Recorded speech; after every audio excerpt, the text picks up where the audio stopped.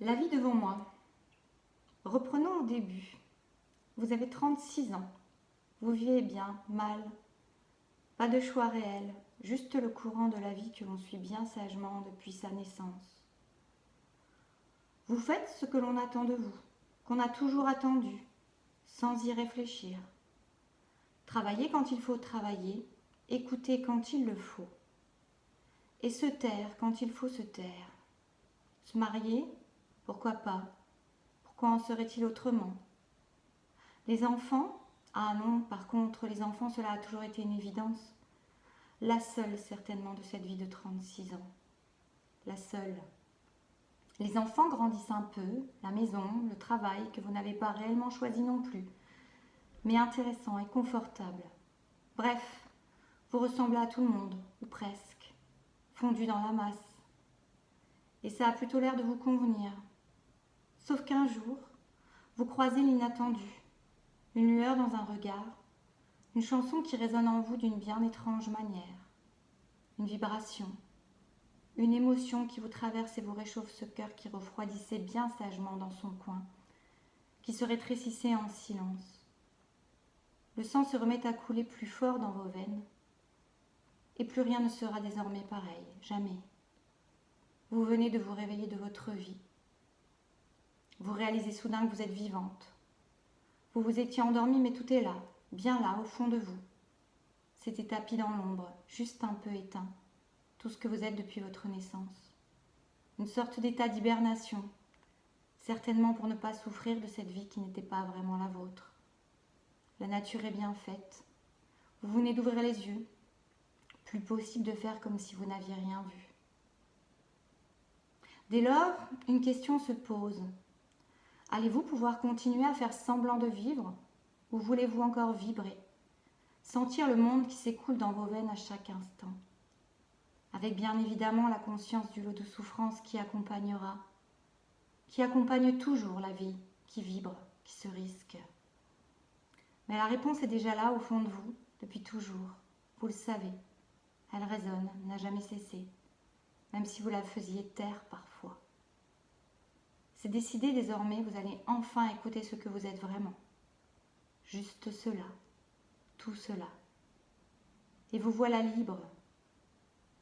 Me voilà libre. Un jour de mai, la vie peut réellement commencer. Ma vie. Coucou à tous. C'est un peu de ce petit gros bouton qui m'amène à vous faire cette vidéo. Je vais regarder là parce que j'ai mis dans un autre format. Bon, bref. Pour certains, vous connaissez déjà ce passage, ce roman, de mon roman, Jeté dans l'âme. Un roman sur un chemin initiatique des flammes jumelles que j'écris et que j'ai fait paraître en 2017. Parce qu'il est parfois des liens que rien ne pourra jamais détruire, ni la vie, ni même la mort, des liens d'âme. Voilà. Ça, c'est la petite promo, si vous voulez. Si vous en avez envie, il faut que je pense à regarder là. Voilà, c'est en quelque sorte ce bouton, plus plein de choses qui font qu'aujourd'hui, je suis presque amenée à vous faire comme une sorte de coming out, du chaser, comme on pourrait dire, même si je n'aime pas ces mots-là, et d'autant plus que quand on avance dans le chemin, on est de plus en plus en équilibre, et donc il n'y a plus du tout ces notions qui étaient là au début. Je vous fais cette vidéo. Alors vous n'êtes pas obligé de regarder, hein, je me suis amusée à le cacher au début. Mais ça fait partie du truc. C'est-à-dire que là, c'est se révéler en tant que tel. Et c'est peut-être un travail personnel en même temps de vous faire cette vidéo avec ce truc-là que j'ai jamais eu. J'ai jamais eu trop de boutons dans ma vie, j'ai eu cette chance. Je me rattrape. Je suis désolée si vous voyez que je regarde pas le bon endroit parce qu'en fait, en mettant le téléphone dans cette position-là, ça fait que si je regarde l'écran, on a l'impression que je regarde ailleurs. Et si je regarde il faut que je regarde mon capteur, ce qui n'est pas du tout naturel, pour que vous ayez l'impression que je regarde. Bref, je vais essayer quand même de regarder. Donc, tout ça pour vous dire que ces derniers temps, j'ai eu comme des révélations et que ce bouton-là, enfin ce truc purulent, là, c'est dégoûtant, mais c'est intéressant parce qu'évidemment, à chaque fois que j'ai quelque chose, un mot dans le corps, je vais voir au niveau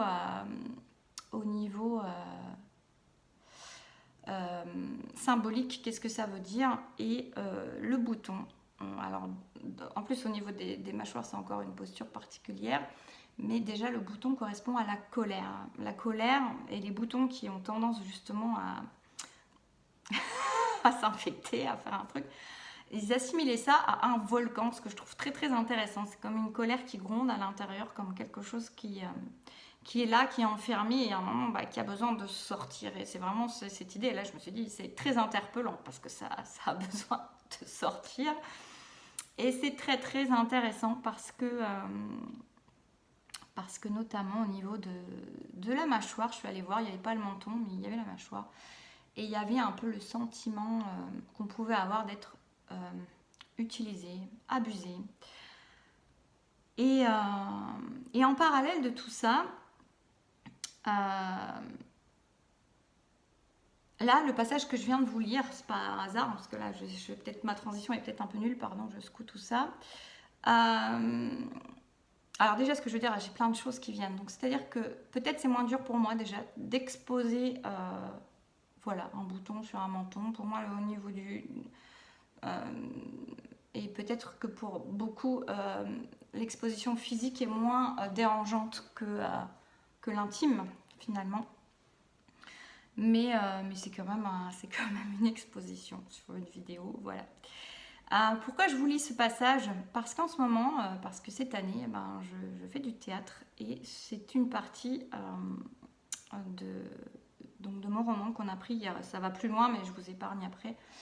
Il y avait l'essentiel qui était déjà là, où ça parle du fait de se sentir libre. Ce livre, ces mots, quand je parle de 36 ans, j'en ai 47 maintenant.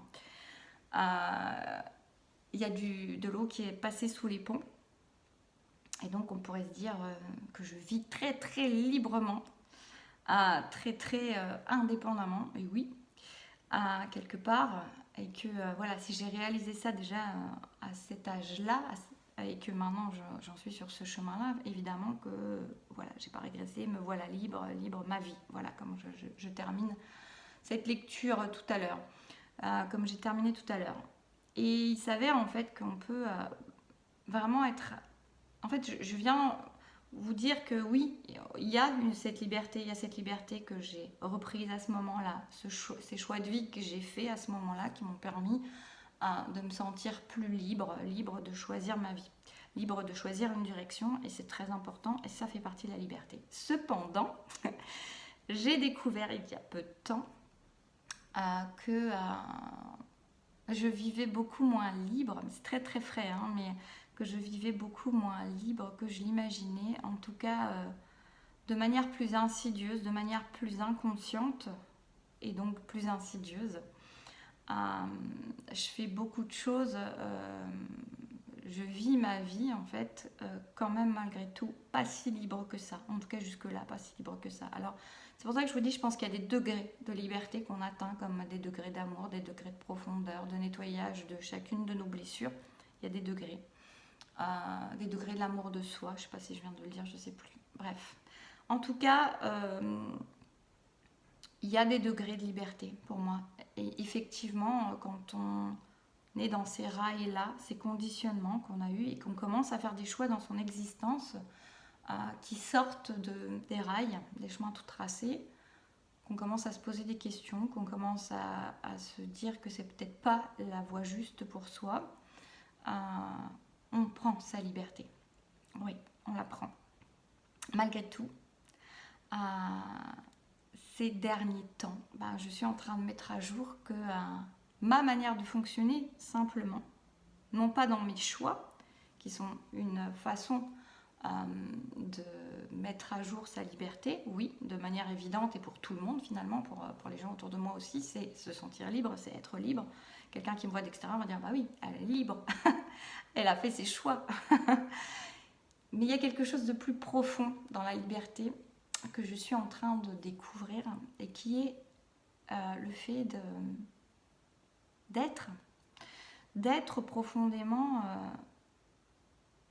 qui l'on est, hors des conditionnements, et en fait C'est très intéressant parce que je vous dis, j'ai eu plein d'expériences là très très récentes, plein de choses, des petites choses anodines, des choses qui pourraient passer, qui pourraient glisser comme ça et on ne se poserait pas la question.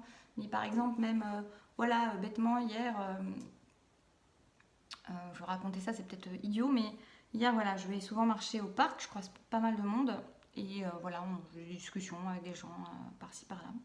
Et là, j'avais quelqu'un que j'avais pas vu depuis très très longtemps. Et puis bon, c'est vrai qu'il était assez tard. Et cette personne, elle me dit bon, il faut que j'y aille et tout. Et je lui racontais en fait quelque chose, voilà, dans ma vie qui n'était pas super agréable en fait. Voilà, problème dans mon appartement. Et c'est une personne qui est assez spirituelle, enfin c'est quelqu'un de très âgé, mais de très spirituel.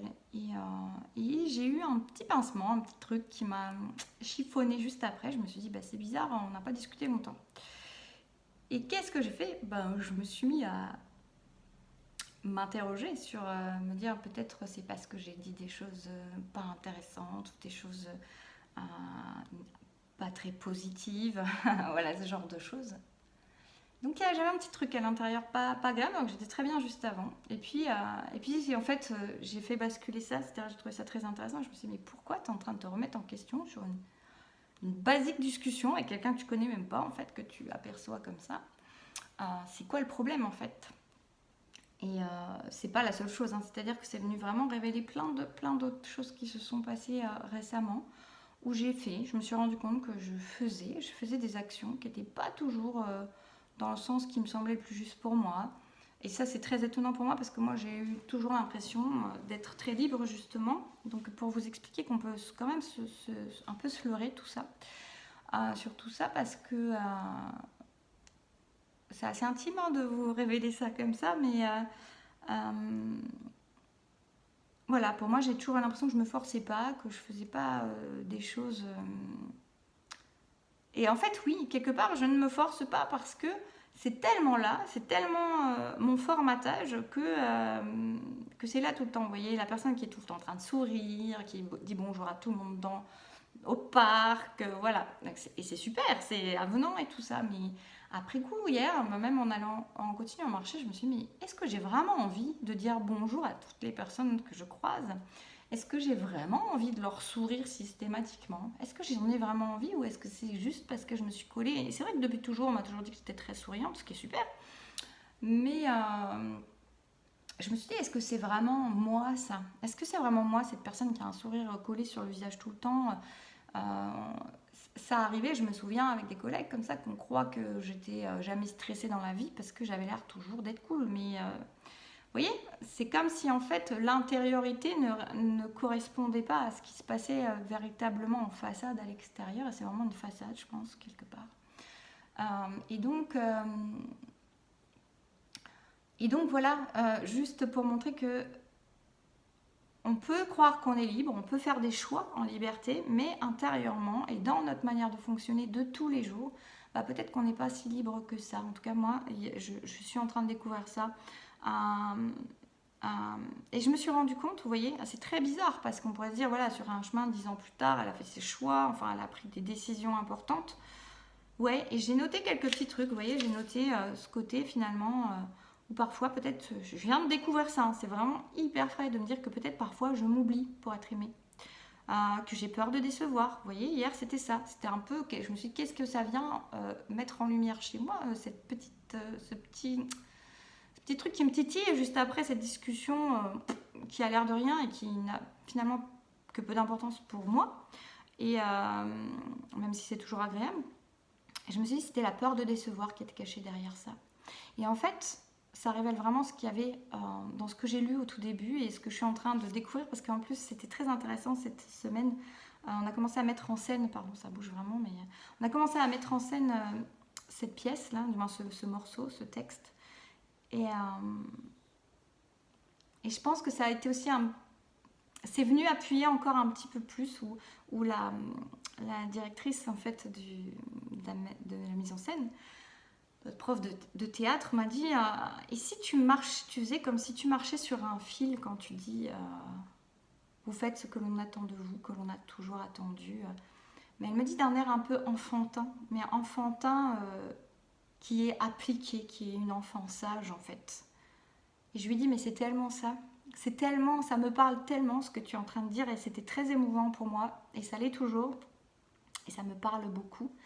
Et il n'y a pas de hasard que ça vienne là, que ça se mette là, ce texte, ce livre je l'ai sorti en 2017. Je l'ai écrit avant, mais j'ai sorti en 2017. Voilà, et c'est là, c'est maintenant. Il est en train de se mettre en matière. Et vous voyez, en plus, on dit que la matière, c'est quand même presque la dimension, c'est la dimension la plus dense qu'on a entre notre spiritualité. Enfin, il y a des choses qui peuvent se comprendre. La matière est la dernière étape, quelque part, et c'est intéressant que là, on me le fasse mettre comme si j'étais cet enfant qui marchait sur un fil, en équilibre pour plaire, pour répondre à des attentes.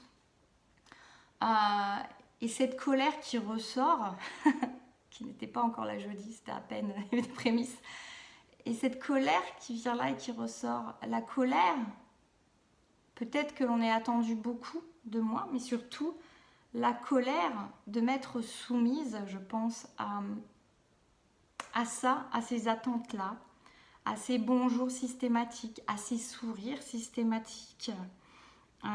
Et c'est drôle parce que tout à l'heure, en essayant de prendre quelques notes pour vous expliquer ce que j'avais envie d'expliquer là, de vraiment intime, je me disais, c'est drôle parce qu'il y avait vraiment cette peur qui est quand même très récurrente chez moi, d'être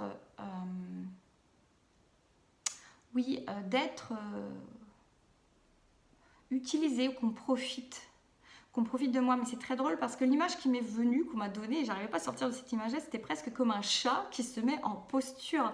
Vas-y, fais-moi des caresses. Et après, du coup, vous voyez le chat, vous lui faites des gratouilles. Et le chat va se dire, mais attends, non, j'aime pas qu'on me fasse des caresses. C'est quoi c'est bizarre. Mais je suis en posture. Alors, je dis pas en posture qu'on m'utilise, mais vous voyez, il y a cette idée, s'oublier pour être aimé, peur de décevoir. Donc il y a quand même ce côté où l'on s'efface malgré tout, alors que je vous assure que je ne me voyais pas comme ça, je ne ressentais pas ça comme ça du tout. Je me sentais très libre, très indépendante, très libérée du regard des autres. Et je le suis, vous voyez, dans le physique, dans tout ça. Mais finalement, je me suis rendu compte, grâce à mon outre notamment, que des barrières, j'en avais beaucoup. Et des masques, j'en mettais beaucoup. Et vous voyez que finalement, cet autre, celui qu'on dit fuyant au départ, moi je les voyais chez lui, comme vous devez voir chez les vôtres, les masques, les barrières que l'autre met. Mais finalement, c'est drôle parce que on voit pas les siennes. C'est ce qui est logique, hein. Moi, dans mes accompagnements, j'en parle souvent, on voit plus facilement la paille dans l'œil du voisin que la poutre dans son propre, que dans le sien. Mais c'est plus facile, on a plus de hauteur, on n'est pas dans cette émotionnelle de la même manière. Et puis avec son autre, on a une facilité à voir à travers. Mais je peux vous dire que finalement, je trouve que cet autre-là, il est peut-être bien plus authentique. Alors peut-être que lui ou elle, sa façon de se retirer est une façon de se protéger, mais il y a beaucoup plus il me semble finalement, ou en tout cas en avançant sur le parcours, d'authenticité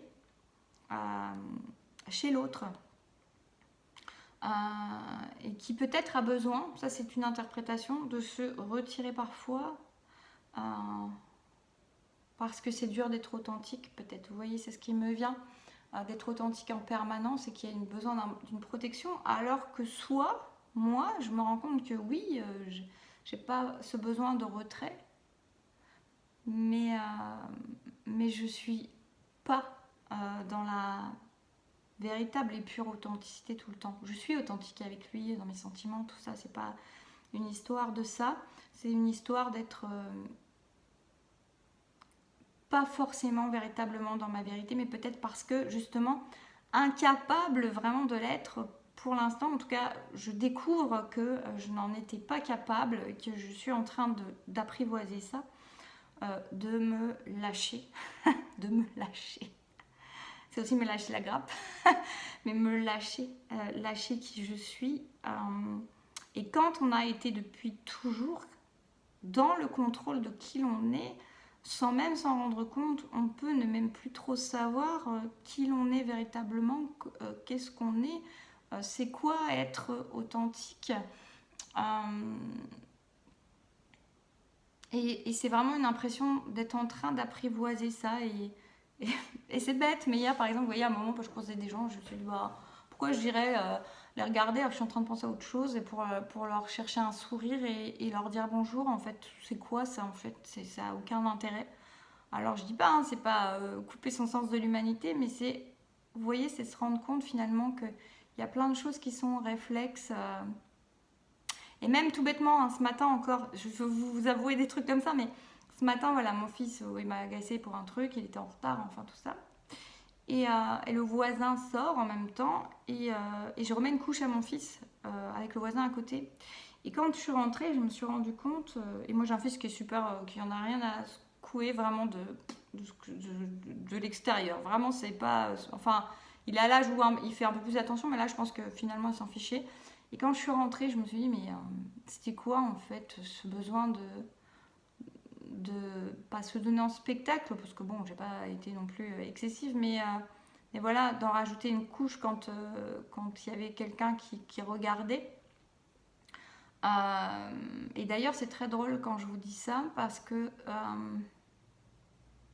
ah, c'est marrant ça. Parce qu'en fait, j'ai aussi eu souvent dans ma vie la sensation que toujours il y avait des regards qui étaient portés, posés sur moi. Euh, et au final, il y a quand même un côté qui est dans la démonstration et dans la. C'est pas le spectacle, c'est comment. Dans la représentation. Et ça, je suis en train de me rendre compte de ça. Qu'il y a vraiment un côté représentatif qui est là et qui est complètement faux, en fait. Enfin, c'est pas qu'il est faux, c'est-à-dire que c'est tellement présent et existant depuis toujours comme ça que on ne sait pas fonctionner autrement véritablement. Mais là, je suis en train de mettre à jour tout ça. C'est un énorme cadeau, c'est magnifique. Et, euh, et voilà, donc c'est un peu le coming out, comme on dit, voilà, c'est ça. Mais c'est pour vous dire que on voit souvent chez celui qui fuit ses barrières, son manque, ses protections, ses masques, mais on est loin d'en être exempt. En tout cas, par expérience pour moi, que je veux vous partager là parce que je trouve ça très important, on est loin d'en être exempt et ça peut être très enfoui. La preuve, et ressortir, je vous dis, j'ai jamais eu ça de ma vie, hein, donc c'est très intéressant, c'est très purifiant, j'imagine, parce que voilà, on est dans le corps, on a le corps qui s'exprime. C'est-à-dire, j'ai fait. Je vous dis, j'avais même pas ça, j'avais un début, mais à peine, et j'avais pas du tout un truc qui gonflait comme ça quand j'ai fait la séance de théâtre l'autre jour, ça m'a vraiment tellement parlé. Vous voyez, il y avait déjà une démarche, elle me fait marcher sur un fil, sur quelque chose comme ça, et le truc là est en train de ressortir, la colère enfermée est en train de ressortir, elle ressort dans la matière, et elle ressort en plus sur le visage, ça pourrait être sur la fesse, elle ressort sur le visage qui est limite ce qu'on peut le moins cacher, à ce qu'on peut, ce qui saute à la figure, comme on dit. C'est vraiment ça. Donc, ça explose à la figure. Donc, c'est vraiment, c'est plus le moment de cacher. Et vous voyez, il faudrait mettre un masque encore pour. Et non, il y a une idée vraiment comme ça. Donc, j'espère que j'ai dit tout ce que je voulais vous dire. Mais en tout cas, c'est toujours intéressant. Et il faut quand même se dire que l'autre, il a toujours ce qu'on voit toujours chez l'autre et vraiment toujours chez soi, je crois. Je le dis souvent, mais peut-être que tout, en fait. Hein, j'en suis pas encore. J'aime bien, moi, vous partager comment je ressens et reçois les choses. Mais en tout cas, on a toujours ce côté à voir chez l'autre. Mais il y a des libérations qui se font. D'ailleurs, il y a beaucoup de libérations qui se font en ce moment chez chacun, avec beaucoup de compréhension. Et c'est très beau, c'est encore des beaux cadeaux. Donc ça va être se laisser être, se ficher la paix. Se lâcher, comme je vous ai dit tout à l'heure, il y a une idée de se lâcher. Et d'ailleurs, souvent, on est dans le contrôle. Hein, je vous dis, j'aime pas dire runner, donc, mais en tout cas, la polarité qui a tendance à être à fond, quoi, pendant longtemps. On a ce côté très très contrôlant, mais ce qu'on contrôle en fait, ce qu'on veut contrôler de tout, c'est notre état d'être. On se contrôle aussi, on est dans le contrôle finalement de nos... Et même si on est plus dans l'émotion, qu'on va montrer plus nos émotions, qu'on va montrer plus tout ça, qu'est-ce qu'il y a derrière encore? Est-ce que c'est véritablement complètement purement authentique ou est-ce qu'on se protège encore à notre manière d'une façon, d'une façade, voilà, qui a l'air toujours cool, toujours bien, enfin voilà. Voilà, bah écoutez, c'est un petit peu long, j'espère que ça aura pu vous aider, vous éclairer. N'hésitez pas en commentaire à me dire ce que ça vous a mis en lumière éventuellement, si ça vous a parlé, si vous avez raisonné avec ça. Le livre, il est trouvable sur mon site, dont je mets le lien en dessous, hein, comme d'habitude vous trouvez dans la boutique. Donc voilà. Et moi, je vous souhaite une très belle journée et je vous dis à bientôt.